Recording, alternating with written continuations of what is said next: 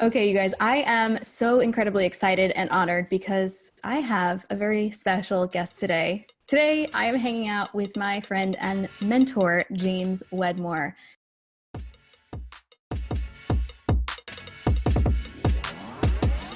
I am so freaking excited. Thanks for saying yes. Thanks for coming on the podcast.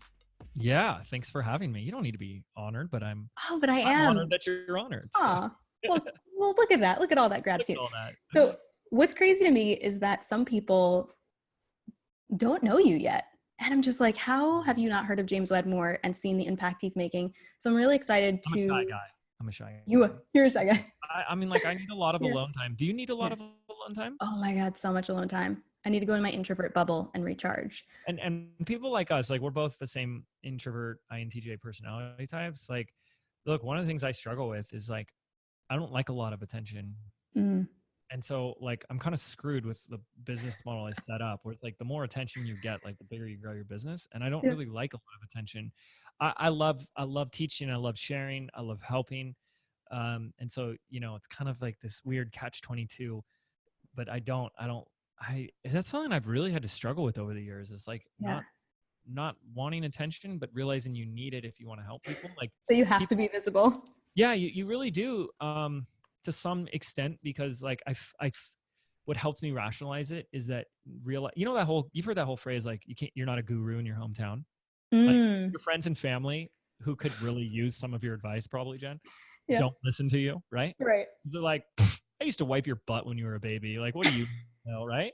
Like that's like the kind of stuff my parents tell me.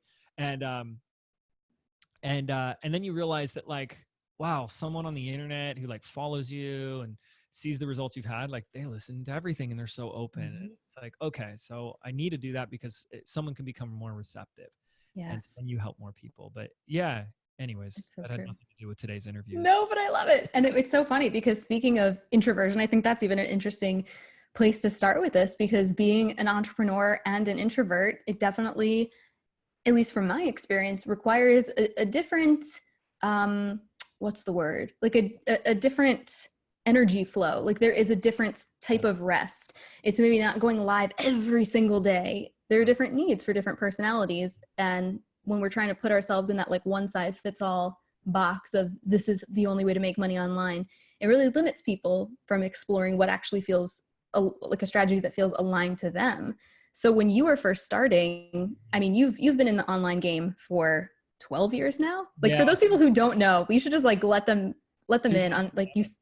Yeah. 2007 and you started I with started a bartending. bartending website. Uh, and it started as an introvert saying like, wait. I can make money on the internet without having to talk to people. Done. Sign me up. Done. I'll figure it out. I'll make this happen. And I had about 2 years. Well, while I was in college to make money as a bartender, um, I had to learn how to become a bartender, and I got basically scammed out of $800 at a bartending school. And I say scammed because I mean they teach you how to bartend, and then they give you this stupid certificate at the end. And then of course when you go to actually apply at a bar and like, well, like I graduated from bartending school in 4 days, they literally laugh at you. They literally, anybody trying to be a bartender, please do not go to bartending school. Go to bartending school. Don't tell them on your resume you went to bartending school because they will literally laugh at you like they laughed at me. Oh no. So I paid that $800, and so one day I had this idea of like, well, I could just F it. I'll just teach people how to do it on the internet for like a fraction of the price. And I just basically recreated my own version. By then I'd been bartending for like 2 years. So I had a couple of experience, a couple jobs actually. Yeah. Um, and that was my first business. And I started teaching people on the internet how to bartend. It was freaking awesome. Yeah. And that's where I learned a lot of my lessons that I went through all the stuff, all the things I've gone.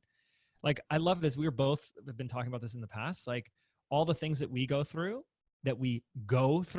like don't stop, but then go Mhm. through. And then now we're equipped to help somebody else with that. So like when I'm coaching with a client, like 90% of the time when they're describing something, it's just me going back to that moment in my life. And I'm like, oh yeah, I remember when I went with Yeah. that. And here's what I Yeah. did, you know? And I love it. that's so beautiful. Like 12 years of experience gives you a lot of lessons, a lot of mistakes, a lot of failures. And I think one of the things I love to tell people is that my superpower is I'm just more willing to make mistakes and fail more than the average person. There's nothing special about me. I don't think there's anything special about most entrepreneurs you meet. They're just more willing to take risks. They're more willing to look stupid, look bad, make mistakes. I love mistakes today. I teach my team how to make more mistakes. I actually get upset with them in a loving way, of course, if they're not making enough mistakes. It's like, how safe are you trying to play? Like, draw outside the lines for once in your life. Jeez, come on. And be a little bold, be a little daring, a little unapologetic. And well, for you, I'm curious, were you always someone that took a lot of risk? Because there are different people who, with different, growing up, they maybe got a negative response from taking risk, or some people are just more inclined to be a little bit more of an adrenaline junkie and they can take on a little more water. So for you, was that something that you always felt was intuitive to you? Like you had no problem with taking risk, or was that kind of a muscle? I would look, as I'm hearing this question, I would look at it as two types of risks. Mm-hmm. The first type of risk is an external risk, like risking money, risking time, stuff like that. I've never had an aversion to that. I felt like I was smart enough to like mitigate risk. For example, I'm not going to spend a year of my life and $100,000 in capital to test an idea when I could test it in 90 days or less with zero capital. Like that's mitigating that type of risk. I had no problem with that. Where I really struggled with for a long time was this other type of risk, which is like risking your reputation. That's why that's so important to me today, that I had to get over that. I cared so much about what everyone thought of me. It was so important to me that I looked good, that I didn't make failures, that people were impressed by me, and I got the approval of others and the permission and all that crap, that anything else to risk that was like to risk everything. And that really wow. Yeah, that held me back for a long time, like 12 years, but 4 or 5 of those years was me just limping along, doing nothing, struggling. Yeah.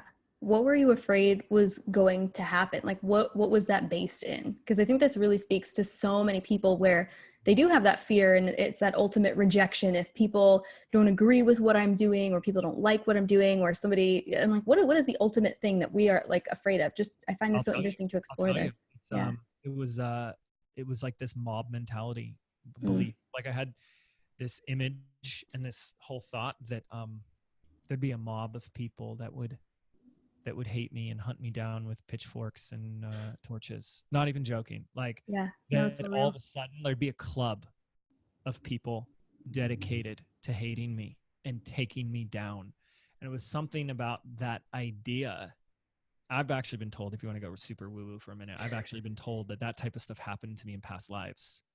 Whoa. Okay. Yeah, but by multiple people. So when I hear it more than once, it sounds a little interesting, right? Like there might be something to that, but that there was actually a mob that came after me. And that was just always something that was like really scary to me, that like a bunch of people would gang up on me, and power of numbers. And Jen, like when I freed myself from that fear, like it's the most freeing thing for me ever. And I just feel like if not all of us, most of us, it's like, if you're not a sociopath, right? Like a sociopath would be someone who just has no human empathy. Like they don't have, but for the rest of us, because I don't think a sociopath has this concern, but for the rest of us, I think we're just so imprisoned by the bars of our prison is the approval of others, the opinions of others, the need to be liked, the need to be loved, the need to be accepted, the need to be approved. And it's just, at what cost? And why do we make this so important? And then why do we need everyone else's love, approval, appreciation, and acceptance, and we just treat ourselves like shit? Yeah. When it's so the opposite. Like the only person's opinion that matters is yours. And I know this sounds like a cliche, like Hallmark card, but it's so true. And then of course, when you start to go really down the rabbit hole and you realize that what anyone says about you is just a reflection of what you say to yourself, that really gives you a little mind trip. Yep. It only resonates for you and triggers you if it's something that you believe. Yep. Yes. I remember reading The 4 Agreements, or maybe it was The Voice of Knowledge, Don Miguel Ruiz, and he was talking about how, when if somebody comes and touches your skin, it'll feel nice. That physical touch is nice. But if you have a gaping open wound on your skin and somebody rakes their hand across it, it's this horrendous amount of pain. And he was using that to speak to the emotional body, that when someone triggers something, they don't even know they're triggering it, because it's something that you're actually holding onto, and it's creating that pain for you. Like here's an example, just to get really ground this, because wow, what a beautiful metaphor. So that we're running this ad right now that's intentionally, and that also really helps to set the stage of expectation of saying, oh, I know that when I go look at the comments for this ad, there's going to be some people that want to call me names. But that was intentional. It was by design. And, something like accomplishment and external success isn't stuff that's important to me. I feel like I have to talk about it a little because people want to listen more to people that are more successful, and I want people to get hear my message. But when you're doing this 12 years, I think we did the math recently, like I think total I've done about 35 million generated over that time. That's inconceivable. That's total sales. That's not like I have 35 million sitting in the bank or anything like that. And it's over a 12-year period. We employ a team of 16 people today. We have like all these millions of views on YouTube and podcast, and, done some cool stuff. I don't sit here and like doubt like my success, but I'm also defined my own success. So it really I don't need an external validation for it. So great example of this is if someone just goes, you're a scammer. We have countless testimonials and stuff like that. So like, that's a great example of like, I think if I was starting out and this was like my first ad, I think I'd get really triggered by something like that, because I'm probably doubting myself and saying, who am I to be doing this? Am I just a scam? I feel like a fraud. I hear that all the time. I feel like a fraud, right? Yeah. And like, there's none of that within me, because I just see every day, like we have a person on our team that one of their primary jobs is every week they collect every testimonial from all of our groups. This past week, just this last week alone, this is not to brag, this is just a really cool thing. Yeah. She collected 17 testimonials from our community of customers, paying customers. This is on a weekly basis, right? Like 10 to 12 every single week. And this was like a bigger week, which is awesome. So you get that feedback, you get that reinforcement, and like there's no wound there of like, I'm a scammer. It's like, so there wasn't a reaction. There wasn't like oh my God, I can't believe it's like, okay, cool. Peace. And then you kind of laugh and you were trolling them right back, and it was absolutely hilarious. And that was actually getting people to learn more, and through your modeling, getting to see who you are, your sense of humor, that you don't take things seriously, whereas most people would be like freaking out about that. And it just gave you even more influence over the people who actually do want to work with you, which I think is so beautiful. The whole ad was about just this angle that I do have, which we could talk about it on this episode. Yeah. Because it'd be a great conversation. So it was about a free ebook I created called Hardwired for Entrepreneurship. Talk about downloads and like inspiration. This thing came to me. It came to me so fast that it scared me. I don't know if you've had anything like this, but it scared me in that I wrote it so fast. And then I was like 4 hours in and I'm like, where have I been? And I wasn't done with it, but I took a break and I couldn't go back to it. I was like too afraid that I wouldn't be able to finish it. It wouldn't be good enough. And then, so the whole thing of resistance came up, but the whole message there was that this is my perspective.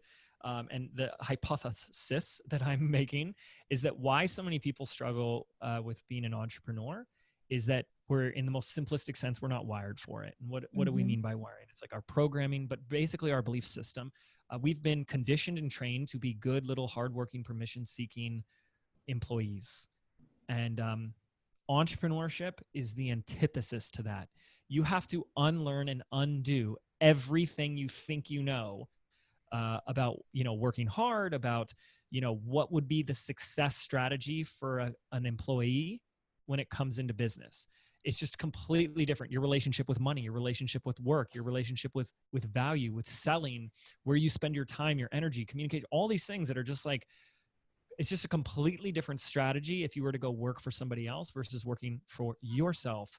And it was a whole list of like all these things that are just like the mind of an entrepreneur, of a successful entrepreneur, how they think, their belief system, their environment, all that, their perspectives Yep. versus that of an employee. And it's not to wrong an employee. I'm not, people thought I was like shaming employees. It's like, no, I'm shaming. There's no shame, but what the argument is that, you know, it's like trying to, let's see if I can come up with one. It's like taking the rules of soccer and applying it to football. Like Yeah.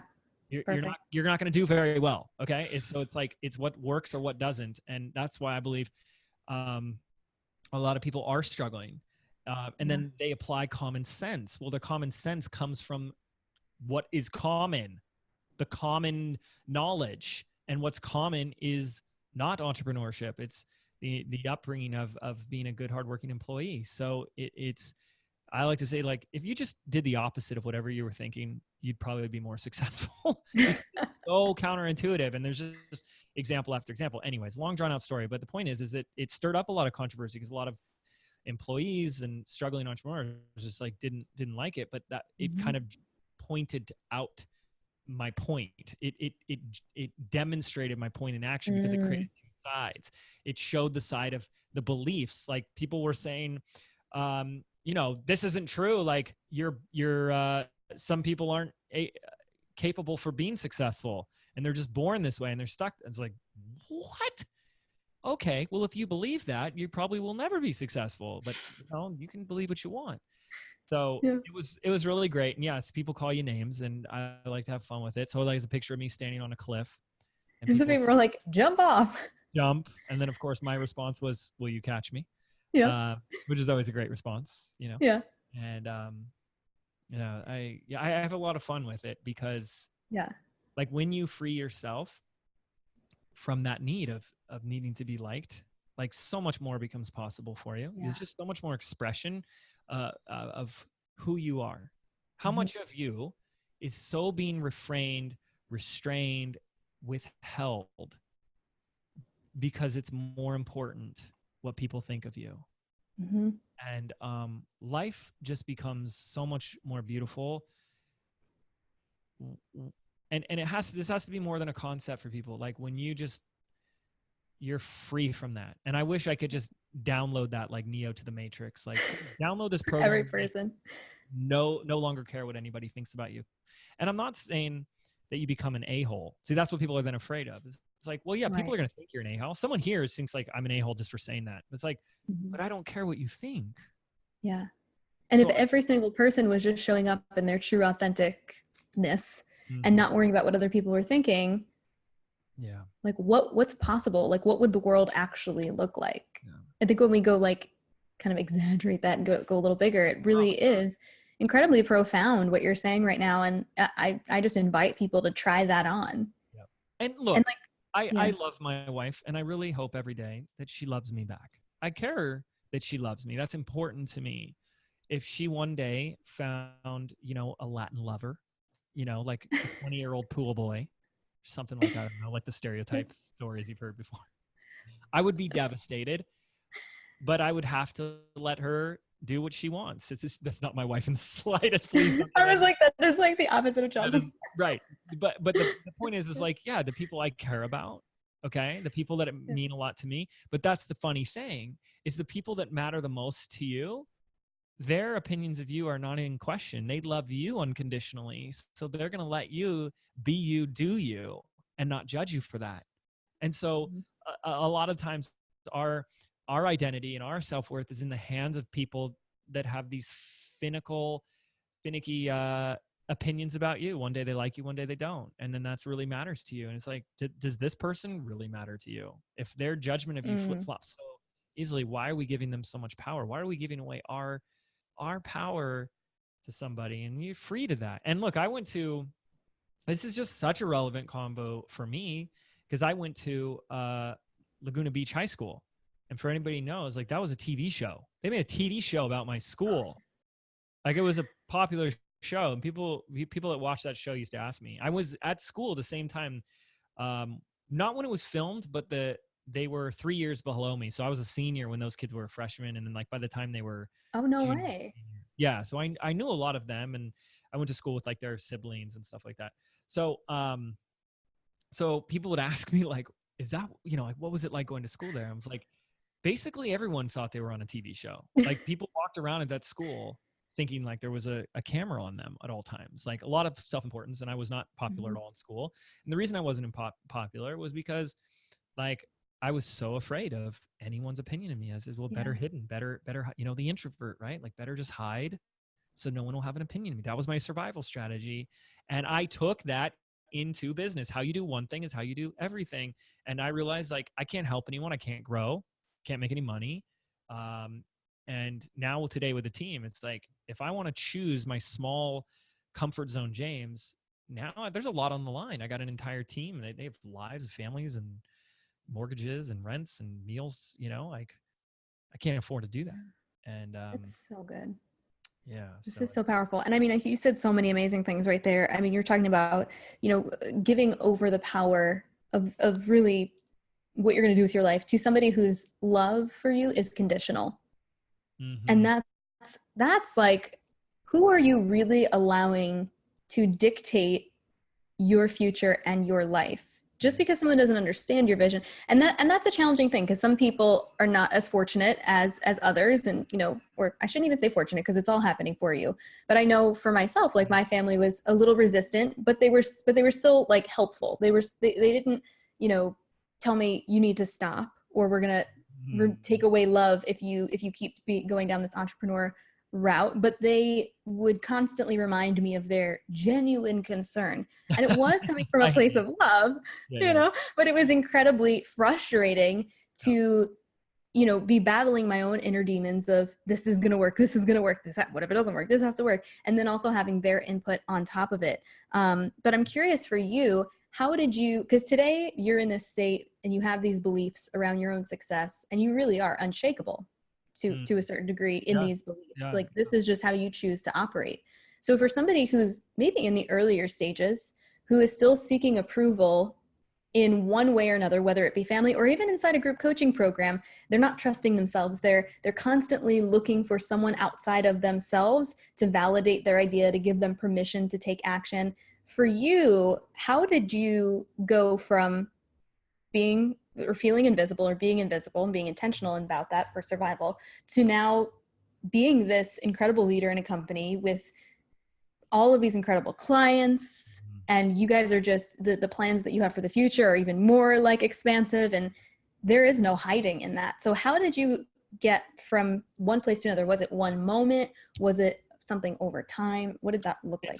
It's been, for me, it's all over time. I'm going to give a Mm-hmm. very simple answer to this, and people aren't going to really love the answer because it's like, there's the sizzle marketing answer, Yep. what's the secret? Yep. And then there's like, okay, here's what it really is. And it's never sexy, Yep. but it's true. And you'll see it countless times, time and time again. Um, but here's how I dealt with all of that. And again, this is not overnight. This is step-by-step evolution. There's like two types of breakthroughs and growth and transformations. There's that, like, one little baby step at a time. And then someone who's like, you see him on Saturday, and then by Monday, it's like, whoa, you're a completely different person. What happened to your Yeah. life? Right. I was the other one. I was the tortoise. I just kept putting, Yeah. for 12 years, I've just put one foot in front of the other. By the way, oh my goodness, we'll have to put this in your show notes. I'm going to show you something. You're going to laugh so hard. Are you ready? I I'm so ready. just this morning, I did a before and after photo of me when I started my business and me today. And our podcast listeners won't be able to hear it, but they'll see it on the show Yeah. notes. Can you see that? Oh my God. You look completely different. Yeah, I was 50 pounds heavier, Wow. covered in acne, um, just full of like insecurities and self-loathing like you couldn't Mhm. believe. Yeah. And today I'm just perfect and amazing and flawless in every way. and And living your super, best life. and super humble. I'm the most humble. No, I'm just kidding. I'm also trying to No, become. you actually are incredibly humble. I And appreciate I, that, but thank you. Yes, I yeah, just. I mean, but when you are certain about something, you assert that, and I feel like everything that you do comes from such a high level of integrity, and from a place of like, there's little or no ego, and it's really just coming from a place of like, I want to help people. Yeah, and so that's gonna kind of lead into this answer that Yeah. you asked, a fantastic question too. In one word, it's vision. Mm-hmm. And creating a vision that is bigger than you. But then it goes deeper than that. So what does that mean? A vision that's bigger than you, a purpose, an outcome, a mission, work that you are doing that is bigger than you. And when you are fully aligned and in belief with that, and it's aligned with who you are and what you're here to do, and it's bigger than you, then that trumps every problem, fear, doubt, insecurity that you have. It's every moment is a choice. Am I choosing to operate from the vision or my problems? Am I choosing to operate from the outcome and my commitment, my dedication to serving people, to making a difference? Or am I going to make this about me and my stuff? And every moment, that's the choice. That's the new habit is, am I going to play small or play big? And you just do that every day. And, anytime something does get, tough or scary outside the comfort zone, it's just, reorient myself to, will this help somebody? Will this make a difference? If the answer is yes, then what are we worried about? What else matters? What else matters? Tell me what else matters. Okay, 1,000 people don't like me. Who the fuck cares if somebody else's life was transformed? And I'm not trying to be like like think you're God or a superhero, but like if someone's life gets saved, Yes. then what else matters? I was at a party, actually a listener of the podcast, so they might hear the story. I was at a party from one of our team members, and they had all their friends there because it's a party and that's what you do. Introvert. So new to me. Come together. And this team member tells all their friends about the podcast. And so this person comes up to me and says, like, I've been listening to your podcast. They're not even an entrepreneur at all. And they just shared with me and they were like tearing up. And it's a dude. And that always makes me happy because it's like my podcast is like 80% women. Nothing wrong with that. I really want to reach more guys. Yeah. And because I think guys are afraid to talk about like feelings and emotions and stuff, which I was. Oh my gosh, I was like, if you could have a surgery to remove emotions, I would have done it. No joke. Like that was old. Anyway, this person's in tears, like just choking up, telling me how my podcast got them through a really tough time in their life. And like, I could have 1,000 people hate me for the same episode, but if it did that for that one person, that's all that matters. And that's what's gotten me through anything and everything that we can call a problem, a need for approval, permission, judgment, all the stuff you listed. That's it right there. That's what makes me unshakable. Is like, if I can help one person, I can help a second. If I can help a second, I can help a third. And that's what we're doing. Like, I'll set an intention. I did, but I'm like constantly just subconscious in my mind, like that everything I say is going to help one person. Cool. If I do that, I win, they win. And then what keeps that unshakableness, that like keeps the lid on that, is integrity. Anytime I feel unshakable is if I'm out of integrity. And that happens. Like if I'm late to something, I forget to do something, or I did something, or I said something but then didn't do it. And that's what integrity is. Like your life gets so unshakable when you're operating from integrity, which is doing what you said you're going to do. You aligned with your word. You are being impeccable with your word, right? Don Miguel Ruiz. That's integrity. Yeah. And so like, even if someone's like selling for the first time and they're like, I feel like a fraud, I feel like this, is like, look, tell them what you're selling, tell them what they're getting, set the expectations, and then just deliver on the expectations. And you are in integrity. Like, hey, you're going to get 5 modules and it's going to include this, or you're going to get this thing and it's going to come with that. And then just do that. And it's like, that's what I said. And if they're unhappy, they're unhappy. If they're upset, well, you deal with it at a time, but at least your integrity isn't in question. Well, I'm giving you what I said, right? And so that, like, operating from that discipline, that way of being, of self-integrity is life-changing. So, so I have multiple rings of visions. Like I have a vision for the type of impact I want to have in somebody's life. I have a vision for who I want to be in our marketplace. And I have a vision for our team. And then I have a vision for my own life. And so these are like, I look at them as like these intersecting concentric circles of visions for me, and that go out to like vision of how I impact people, vision how I impact the industry, vision how I impact team, and then vision of me and my life. And I'm constantly working on each of them, operating in each of the different circles and visions. And yeah, so this I like, really love that framework. That's really, really powerful. yeah. So here's this, you had asked me before the call, it's like anything that is like you're working on or coming up for you that you want to share. And Yeah. the time I was like, I have like thoughts and ideas all the time that I have to have processes in place to like constantly document them. And by the way, this is nothing for me special. You've read The War on Art, right? We talked about that. Great, right? So he talks about it in that book a bit, but like the muse, the downloads, the guidance, the intuition, it comes when you're doing the work, right? Like when you're in the trenches, 1000%. it's like you have to take the first step, and then it's like it'll go from there. I have an electric scooter that my wife bought me. I have all these toys. I'm like a little kid. And the electric scooter won't actually go and give it gas until you're going at least 3 miles an hour. That's kind of like this. You got to get going first, and then it'll take you from that. Really interesting metaphor there, but yeah. okay. Love it. So here's one that came recently. So, but by the way, action creates clarity. So you're waiting for clarity before you take action. You got to flip that, right? You got to start taking action, even when it's ugly and stupid and not ready, and people are going to hate it and all this stuff. And notice once you start taking that action, like, oh, okay, I'm getting an idea. Ooh, how about this? Let's try that. And it's just like this molding of this clay. It's the solving of this Rubik's Cube. It's trial and error. And, you do that for 12 years, something's going to finally start clicking. Took me a lot longer than it has to take anybody else. But now and also the idea of ready is an illusion. Oh my gosh. It's a trap because you're never ready. And then you probably are. You're just not telling yourself. Right. Anymore. Because when you say I'm not ready, but you do it anyways, you look back and you're like, okay, I was totally ready. I'm kidding. I was totally ready for like months. What was I thinking? Right. And then there's of course a party that's like, here's the other part is like, I did this thing that I told myself I wasn't ready for. And then you go, as I've heard this a lot, I would have never been ready. There's only, you can't be, how do you prepare for something like that? You just do it. For something you've never done. For something you've never, you just learn along the way. So here's something that came up, talking about like vision and whatnot, is like, let's look at your life. Like, it's not like parts, but maybe it is, but it's like 3 people. And it's like, 3 people.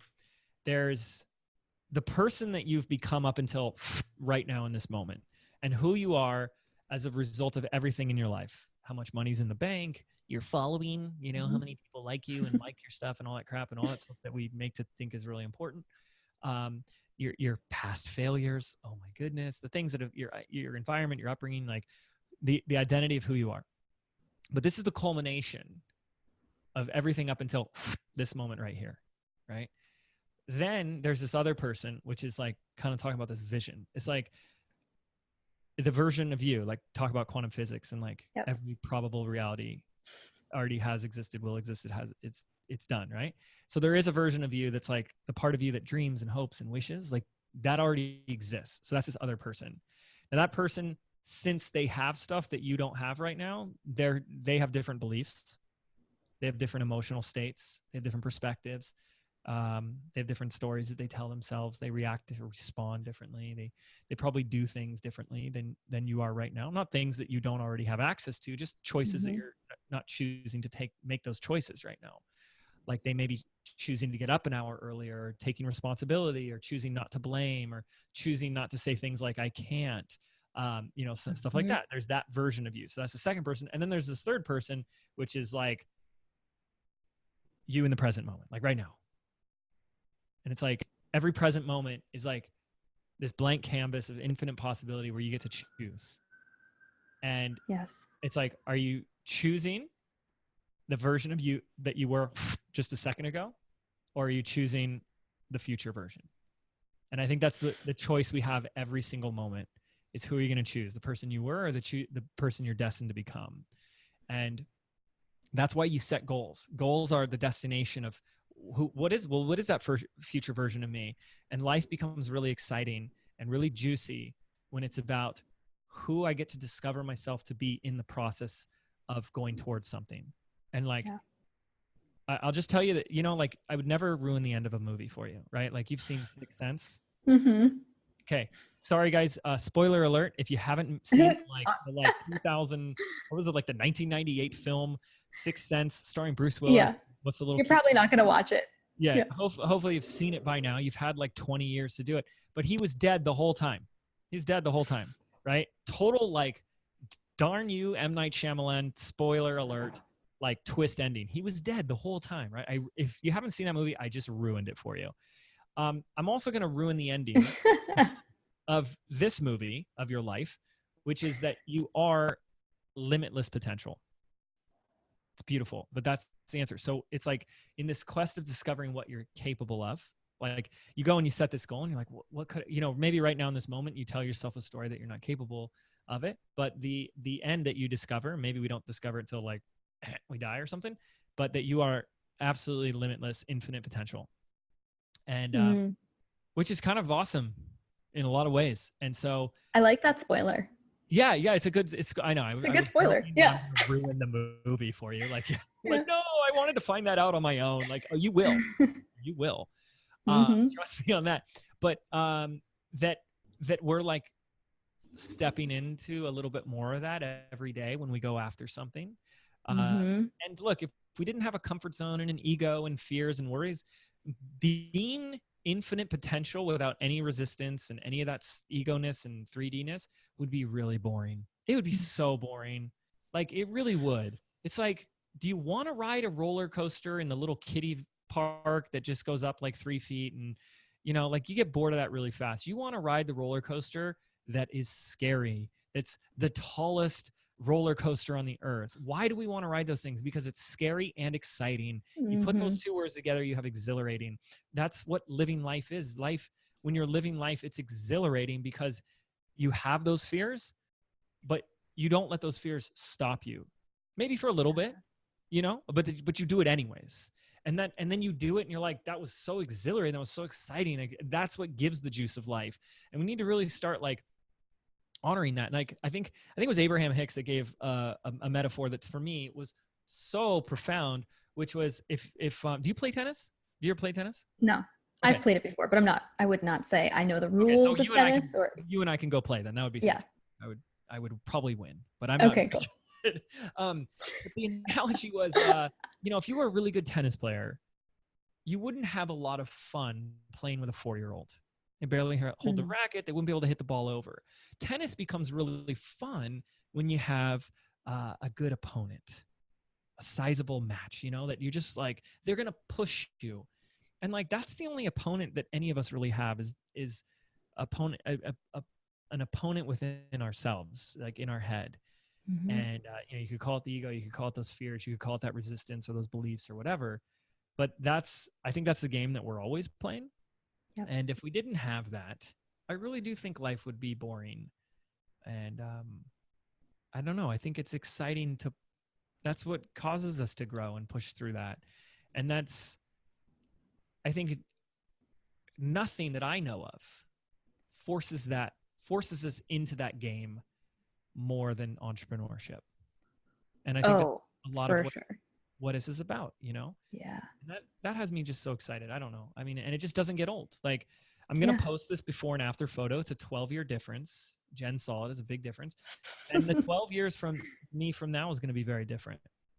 Like, I'm at no destination. I'm not done. I'm just getting started.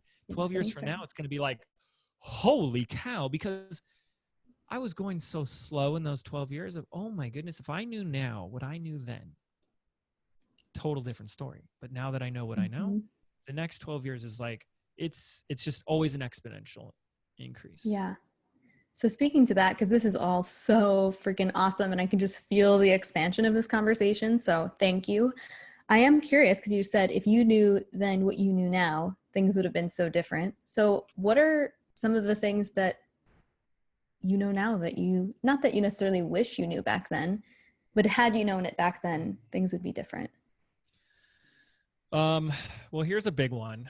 I mean, we've talked about some of these, like just like how little, I think those are the biggest ones for me. The ones like, how much I cared what people thought. Mm-hmm. That was a big one. Like, have you ever just considered this idea that like when you care about what people think of you, you're like intimidated by them. Like they fear you, right? And this becomes kind of like this universal theme. Like people will listen to this podcast and they'll be like, yeah, I am intimidated by people, and like really care about what they think. So I just want us to get present to this idea for a moment, that what you're saying, if this is something so common, is that you're not living your best life and doing what you're here to do and using the gifts and talents that God gave you because you're afraid of a bunch of people that are afraid of you because they also care about your opinion of them. Like they're just as threatened and afraid of you as you are of them. Wow. It's this crazy like self-imprisonment that we put ourselves in, and the key is right there. And we're like, no, don't let me out. But we're afraid of a bunch of people that are literally afraid of you.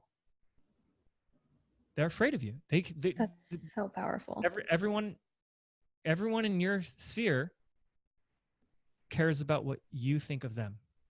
We don't even consider the other opposing side. We think we're the only ones that care. We're the only one on the planet that's like, I need everybody to like me, and I really need you to think I'm awesome and all that stuff. They're sitting there going, Jen, I hope you like me. Yeah.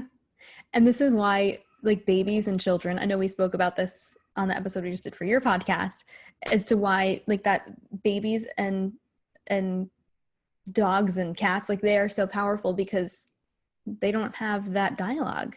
Yeah, they haven't. Babies haven't learned it yet from us. Yeah, they haven't learned it yet. They're just living their best life. They're in the present. Free. They have only known, I mean, maybe this is not all babies, but a very happy present baby. All they've known is unconditional love, and they haven't gotten to that point yet where they have that first experience where love is taken away from them. Mm-hmm. And so they are able to just, and that's why people want to be around babies and dogs and cats and animals, because they look at you and they really see you. There is no judgment. Yep. They are just present to you. So true. Here's another thing that I know now. This is a hard one for people as well, but everything is a belief. Yes, I love this. You'll hear me say this one. Everything is a belief. The definition of a belief is a perceived truth, but not an absolute. So even if there's one exception to the norm, it's not true. Now, of course, I'm not talking about religion and spirituality. I'm talking about the things that we say about ourselves. Mm-hmm. I'm not good enough. I'm saying the things about what we say about business. Business is tough. Or what we say about others, like people are bad. Mm-hmm. You know, these are all beliefs, and everything is a belief, which means none of it is absolutely true 100% of the time. So anytime you're speaking to a limitation, you know, it's hard to see that it's a limitation because we don't experience things as beliefs. We experience it as the way it is. It's fact. No, you don't understand. This is the way it is. No, it's not. No, it's not. It's one perspective, and it's your choice to see it that way, but it's not the only way to see it. And here's how crazy simple we can even talk about with everything as a belief. Some people would say like, okay, you think everything's a belief? Well, how about this? Is the sky blue? That's not a belief, right? People want to say that the sky is blue. That's a fact. Really? What color is it when the sun goes down? What color is it at sunset, at sunrise? What color is it when the clouds are out? Right? The sky is not blue. That's not a fact. Mm-hmm. Not 100% of the time, right? And so, wow, what a gift when we can start to question more in our life. Mm-hmm. Is that true 100% of the time? Could there be an exception? Then why can't you be the exception? Boom. Oh, that's so good. Like, look, let's look at some of the basics that people have. Don't have the time. Yep. Don't have the money. Don't have the resources. Don't have the support. Well, I already know for a fact that whoever's out there saying that, and I'm like, it's not, it's like compassion and like totally honor that, but you're not doing yourself any favors to argue for your limitations, because the fact is I can put money on this. There is somebody out there that had less time, less money, less support, less resources, all of that stuff, and they made their dreams possible. Yep. Guaranteed. And I have so many examples of this. One is a person who won our big breakthrough of the year competition last year. Her name is Fernanda Lindekaniche. She is a mother of 3 and has a full-time corporate job. And she went from 0 to 6 figures in 12 months. 3 kids, like all under the age of like 12. 3 kids, full-time job, built a business on the side, and took it to $100,000+ in less than a year. In fact, it was October. It was like 9 months. Like 8 or 9 months. Like, come on. That's amazing, right? Because she believed she could. She is beyond belief. It's just knowing at that point. Yep. So, Jason Brown is one of my favorite examples, because he had a full-time corporate job as well, like high 6 figures job, like manager at a big company. He built a $500,000 a year business on the side while working that. Shout out JB. Right? And you just Yeah. come work on the sides. And like finally I was like, dude, come on. Can you please quit your job? Like, please, like it's time. I think it's time. But so do you have a lot of time? Maybe not. Do you have any support? We can talk about the whole support thing, right? Like you don't need support from anyone to be successful. Yep. Other than yourself. You will not, if you do not 100% believe in what you want to accomplish, you don't believe in the outcome, the result, you will not do what it actually takes to make it possible. So belief needs to happen first, 100% belief in yourself. But you don't need anyone else's other belief. You and I have talked about this. Anytime someone didn't believe in me, it was rocket fuel for me. I was like, thank you, because I love proving people wrong. I'm such a jerk like that. But I'm like, I'm going to rub it in your face so badly. I'm just going to show you how wrong you were about me. Yep. So that good amount of stubbornness can be helpful. Like I remember the day I got to pull up my Kajabi and show my dad, and he just kind of sat there a little dumbfounded and was just at a complete loss for words, because he had struggled with growing his own business, because he felt like he had a construction business and had to do all the things, had to have his hands and everything. So being like, strangers from the internet pay me money, and this is how much we've made. And he just kind of sat there and was just like, well, that's excellent. Yeah. And nothing else to say. Yeah. And that's just, like the power of reframing, Yeah. For me, someone told me I couldn't do it. I made that mean that I'm going to prove you wrong, Yes. And that's the difference. I could do that with my parents. My parents were super supportive, but they were like, all right, when are you going to figure this out? Like, when are you moving into the basement? Like, you're not getting any younger here. This is taking a long time.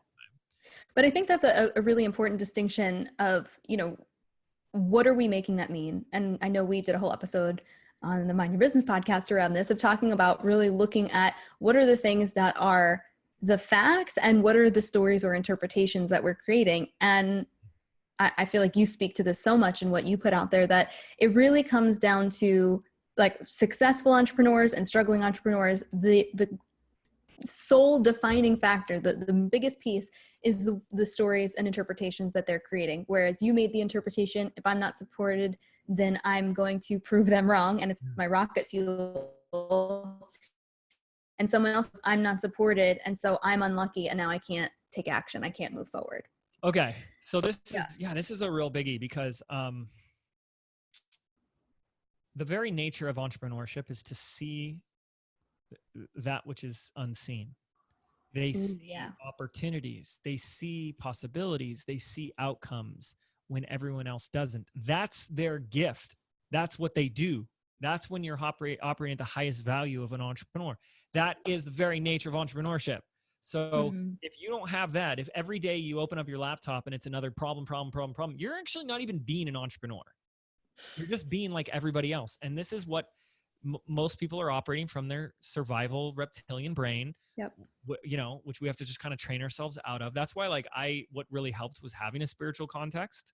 because it allowed me to elevate my level of thinking, my consciousness, my frequency out of survival, flight, or fight into like, it's all rigged in your favor. It's all happening for you, and everything, you know, is complete, perfect, and whole, and it always turns out your way, and everything is a gift, and you know, all that stuff that just finally sinks in, and you're like, so why am I looking at problems then? Because that's my choice, right? So the average person, their brain is wired to look for threats. They are looking for problems, and when they see it, they panic. They get into fear. Lower vibration, lower frequency. The money, the sales, the things you want are not in those lower frequencies. So you just attract more problems. You just attract more reasons to freak out.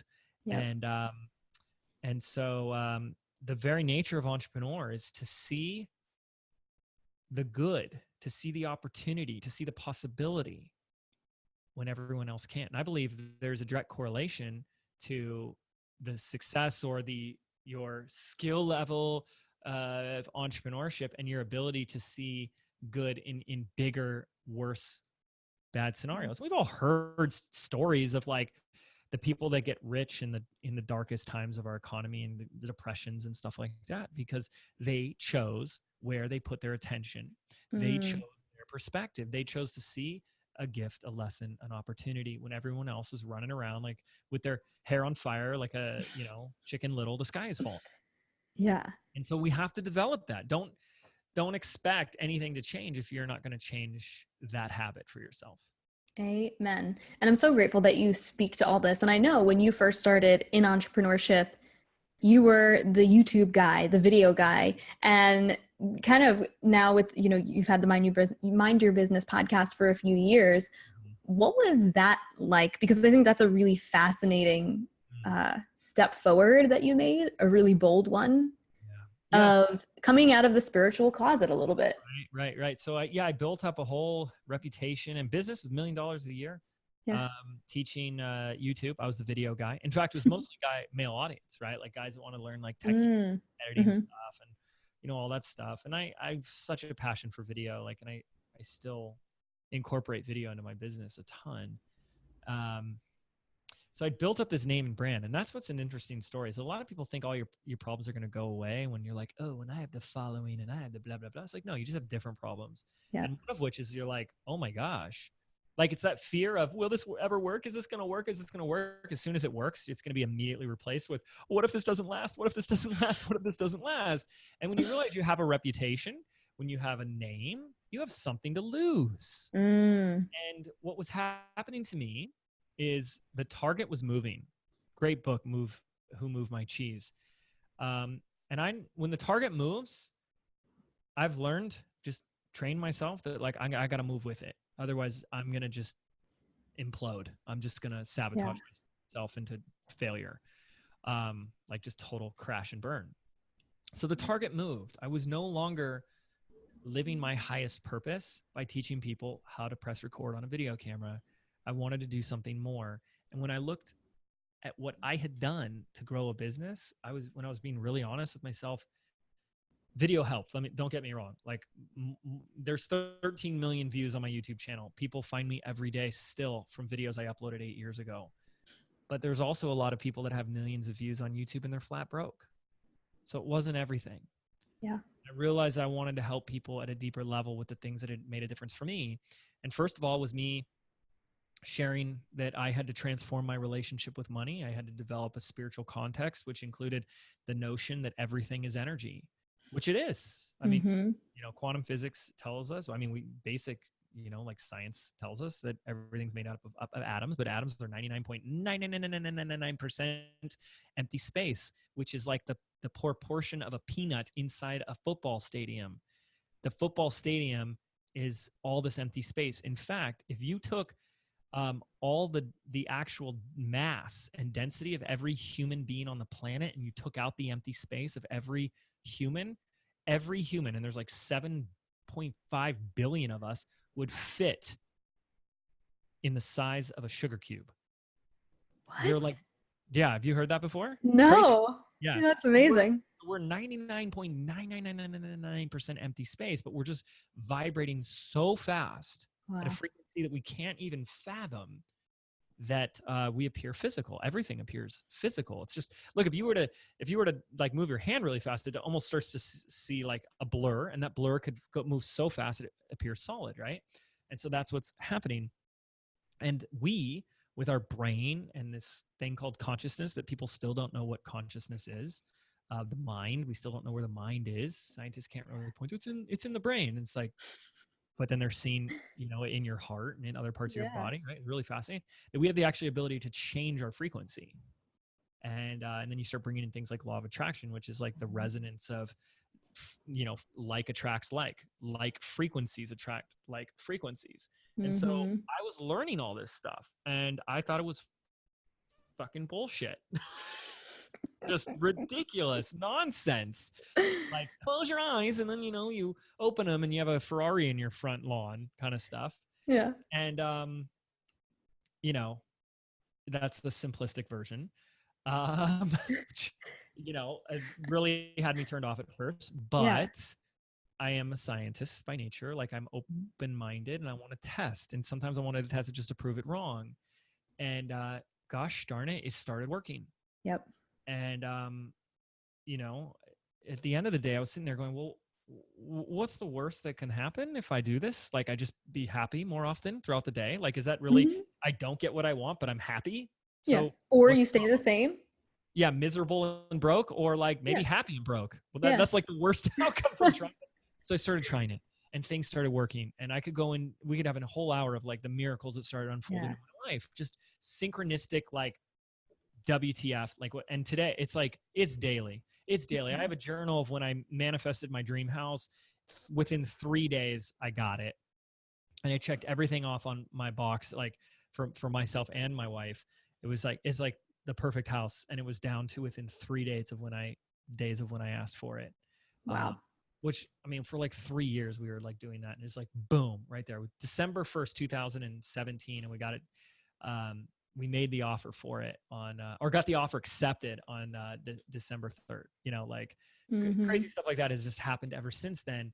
And I felt like, talk about integrity, I felt like I was being out of integrity if I didn't share this with my audience, if I didn't really tell them what was really working for me. And so I felt such a pull, such a need to share this, that I decided to do this podcast. And nothing in my life, still to this day, has scared me more than releasing that podcast. Actually, no, if I'm being really like vulnerable, the only thing that scared me more was telling my dad I love him. That was a really scary thing for me because I had like never done that since I was like a little kid. That was really scary, actually. And I've been like skydiving and I have a fear of flying in heights. So like, that was really scary. But this was in my business, the scariest thing I'd ever done, because I had something to lose. I had 120,000 people on an email address waiting for me to tell them nerdy video tips. And I was about to tell them like, law of attraction and just manifest it, and there were reviews like, sorry, you can't build your business off of feng shui and woo woo. I'm out, Wow. But, so one door had to close for another one to open. So like, I think my list dropped massively. And then of course came back up with new amazing people, but it really scared the bejesus out of me. Like, holy cow, all the feels came up for that. And now we're 272 episodes in. Best decision I've ever made in my life. I even did a whole episode on it about like, the fear is the way. And I'm not at all chalking it up to coincidence that the thing I feared the most was in the like top 5 best decisions I've made in my life. I think they're directly correlated. So we got to do more shit that scares us. Oh like, my seriously. gosh. Yes. It always ends up being the most profound things. That's what I found. And I think this is such a powerful message, because I know for a lot of the people listening to this right now, the idea of even like picking a niche or transitioning their business or doing something different, or what are people going to think, they have a little bit of a following, and there's so much fear and scarcity that can come up around really leaning into things. But I think what you said before, really about having vision, like that is the guiding light of everything. And if you have the vision and you're clear about the impact that you're going to make, you get outside of yourself it becomes not about you. So even if you have fear around visibility, okay, great. Well, if you're focused on the vision, it doesn't matter anyway. And everything will fall into place if you're focused on the vision. Totally. So And if this helps someone too, talk about how everyone's like afraid to put themselves out there. yeah. Well, your competitors are too. So, right now that you know that all your competitors are afraid, like all you got to do is be like a little bit bolder than they are, a little bit more courageous. Because if they get more courageous than you, if they get more fearless than you, then you're in trouble. Okay. Yeah. That's what you should be afraid of. You should be afraid of them getting more bold and more courageous than you. You know, so that's like, that was a thing too, is like me just realizing like how afraid everybody else is great. So I'll just, okay, that'll be my competitive advantage. I'll just Yes. I'll be more willing to make more mistakes. I don't care if I look back. Look, I'll laugh at myself way better than you can laugh at me. I'm hilarious. So I can make fun of myself way better than anybody else can. I'm better at making fun of myself than you are. So even if you try, I'm going to put you to shame. I'm going to make fun of myself way more, you know, with love, Yeah. though, like not to just beat myself up, but like, yeah, I screwed the pooch on that one, you know? Yep. Because why are we taking this so seriously anyways? Like, just have fun. A freaking men. This was beautiful. This was expansive. I'm just so grateful for this conversation and for everyone who's going to have the gift of getting to hear it. Yay. So, yay, thank you. Yeah, Where can people go to learn more about you and all the like crazy, amazing things that you're doing? Because you are truly one of those people in the online space right now and in this entrepreneur realm who is the front line. Like you are changing and defining like the next couple of years and the next generation of entrepreneurs and what that looks like. So what is next and what are you working on? Yeah. Yeah. So I still have this like massive love affair with video, visual storytelling. I want to just tell a story on video. And so we've created an 8-part binge-worthy, like Netflix style training series for, you know, like people that either are or want to be course creators, or like you want to run a membership or any type of like leveraged offer. You know, maybe you're doing a group coaching program and stuff like that. And it's all around this this concept that the role you're filling in your business determines the results you'll receive. So it's kind of like taking be do have, but applying it to business. Like who you're being is basically the role you fill. And most people are like filling like the role of the employee or like 12 employees. Yep. And not looking at the fact that there's a role that your business needs you to fill. And that role is what we call the digital CEO. That if you're not driving the ship, who the fuck is, right? Where's it going?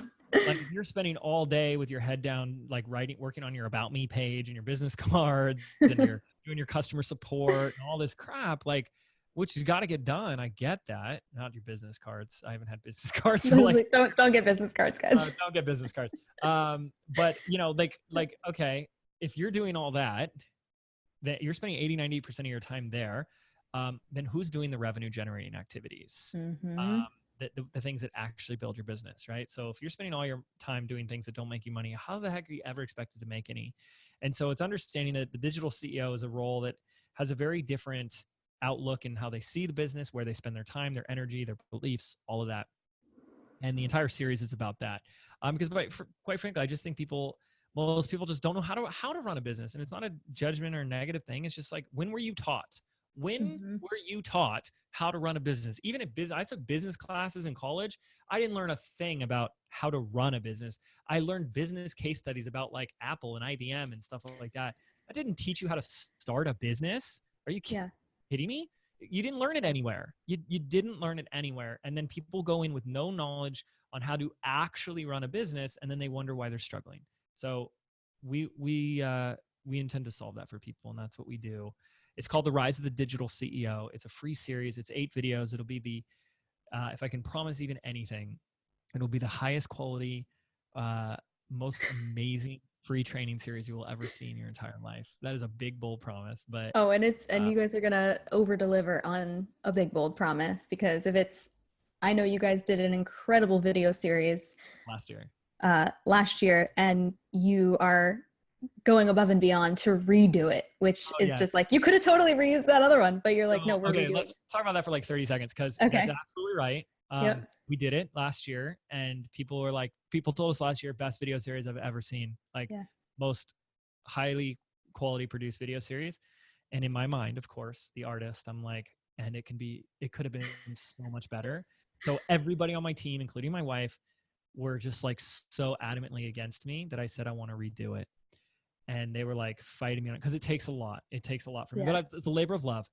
And then they got the first draft back a couple weeks ago, and it's such a gratifying feeling. They're like, okay, I see what all the fuss was about.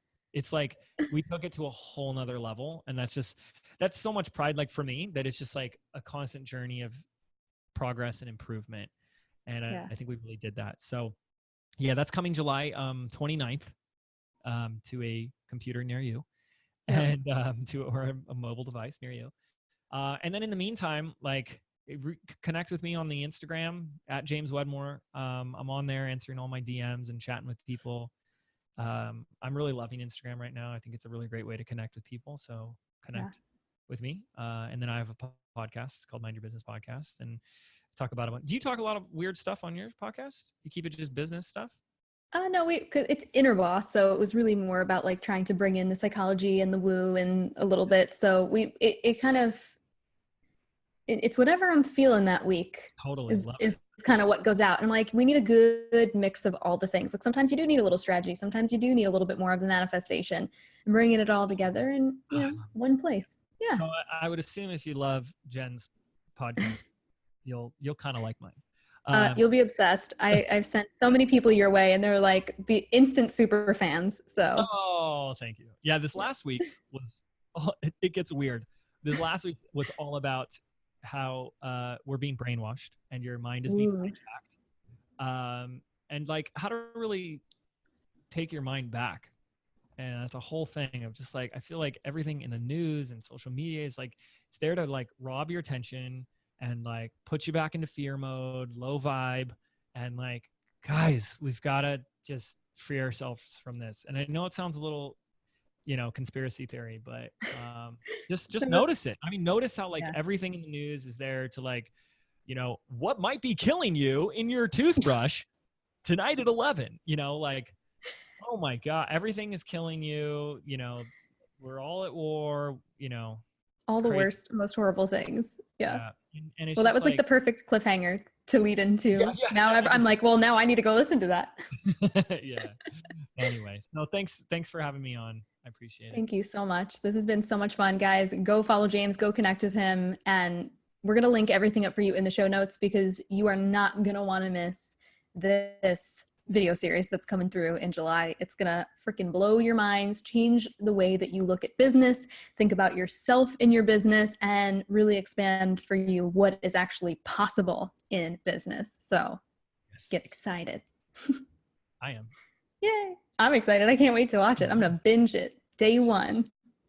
Well, thank you. We can binge it together, you guys. Yeah, that's a good idea. Yeah.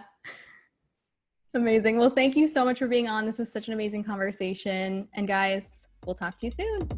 Bye.